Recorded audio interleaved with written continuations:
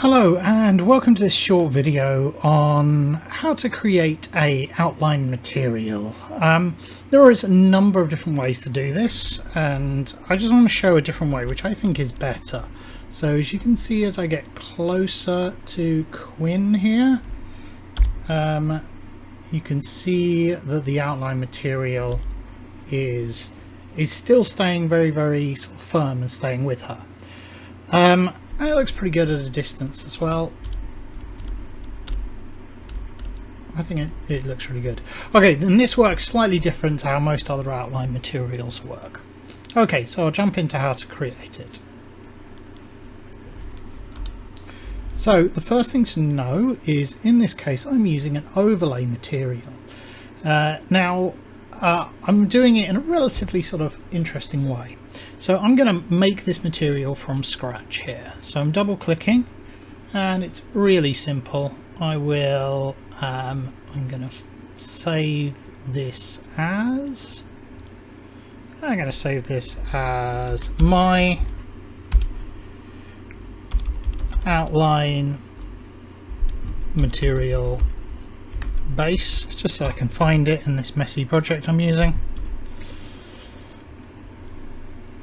And there are a couple of settings that we need to start with. So the first one is we need this to be two-sided, because we're actually going to be using the internal side of the mesh rather than the outside.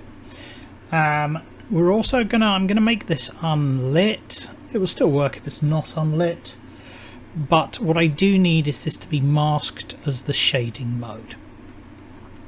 Okay, so that's limiting the outputs that we have to these elements here, and I am going to start by setting the emissive color to just black. So we have just black on the emissive color.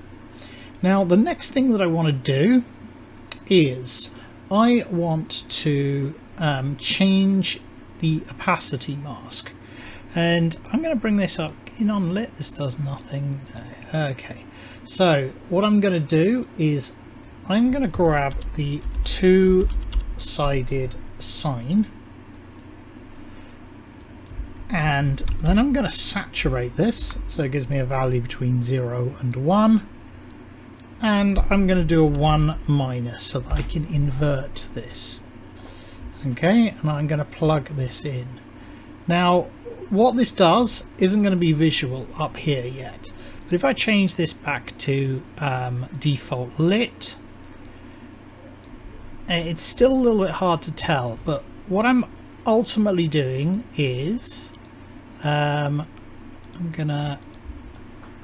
harder to see. What I'm doing is I'm only showing the internal face. So what's easier to see is if I dragged this into the world and I added in a sphere. Oops, I'm going to stop this first. Added in a sphere and added this material to it.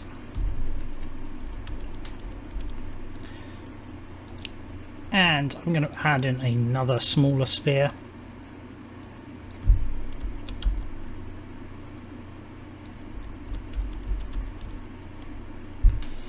Shrink it down a bit. So this sphere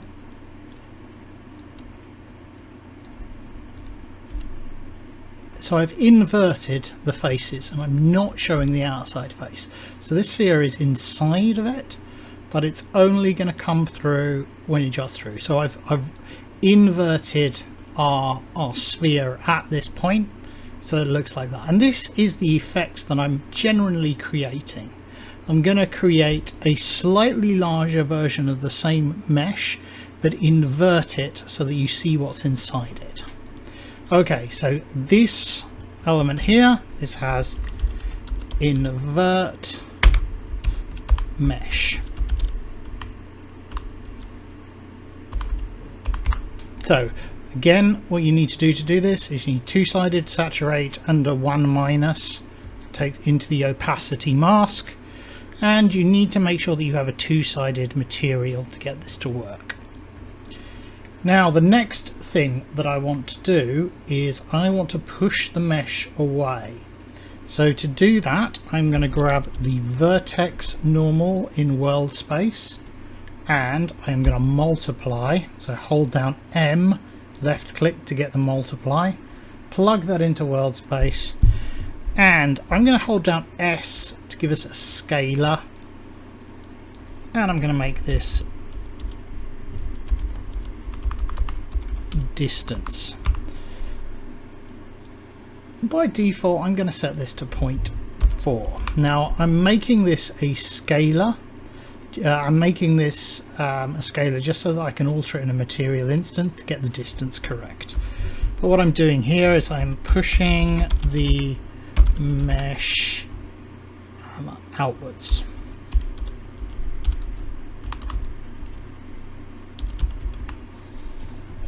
Okay, so, and that is pretty much all the code we need at this point.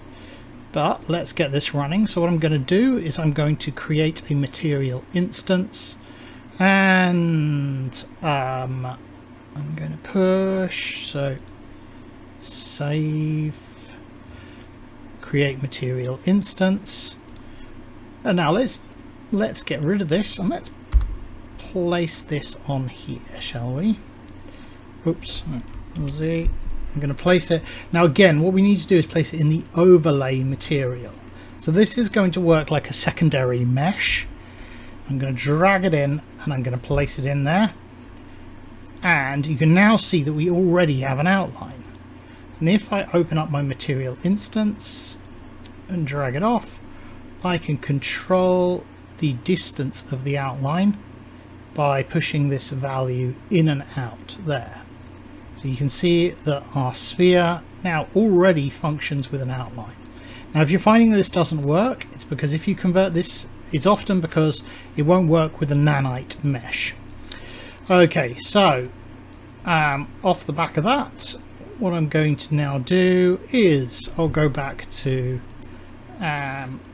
my Quinn in her running movement, throw the material on the overlay material, and you can see that it's too big already because it goes all around her.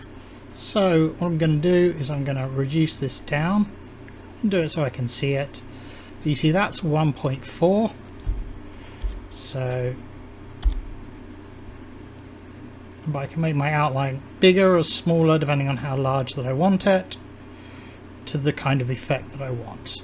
The nice thing about it is it goes through the standard rendering pass, so you don't have to worry about some of the sort of artifacts and oddities you get with post-process. Yeah, and it's nice, and it works for most meshes. Obviously, if you've only got a low level of vertices, it's not going to function out of the bag, but it should work in most cases. Okay, thank you very much. Bye.